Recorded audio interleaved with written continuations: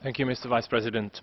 Madam Sekakia, thank you for your dedication and commitment during your tenure. We warmly welcome your comprehensive last report. The concise articulation of elements that states must put in place to create a safe and enabling environment for defenders is an important milestone and exemplifies the progress made by the mandate since its inception almost 15 years ago.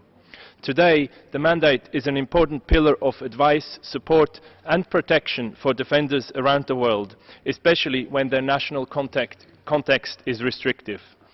Despite this progress, the International Service shares your concern about the trend of legislation to restrict the activities of human rights defenders and to criminalize them. We urge states to review and repeal such legislation and to instead enact the provisions of the Declaration on Human Rights Defenders into national law.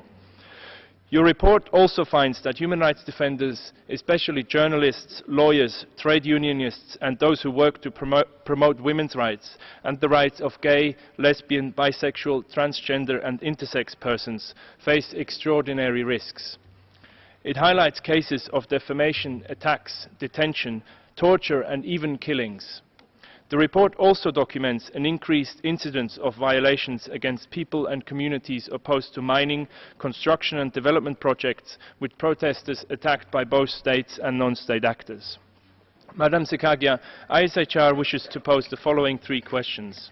First, during the interactive dialogue this morning, states have sought to justify restrictions on human rights defenders on the basis that they must comply with national laws, including those in relation to public morals, national security and the like. What is the position when these laws contravene international human rights law, as they do in many states that have taken the floor? Second, we note with regret that 38 states have outstanding requests for visits, including China, Egypt and Pakistan.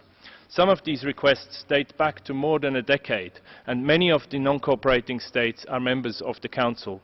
What is your message to the Human Rights Council to ensure that these states cooperate with the mandate in the future? Third, both in your current report and during your tenure, you have publicly condemned cases of reprisals against defenders for cooperation with UN human rights mechanisms. Sadly, such reprisals, as is the case of Chinese human rights defender Zhao Xunli, continue with impunity and largely unchallenged by the international community. What is the role and responsibility of the Council, its President and mechanisms where a state is unable or unwilling to investigate or prosecute threats or attacks against human rights defenders?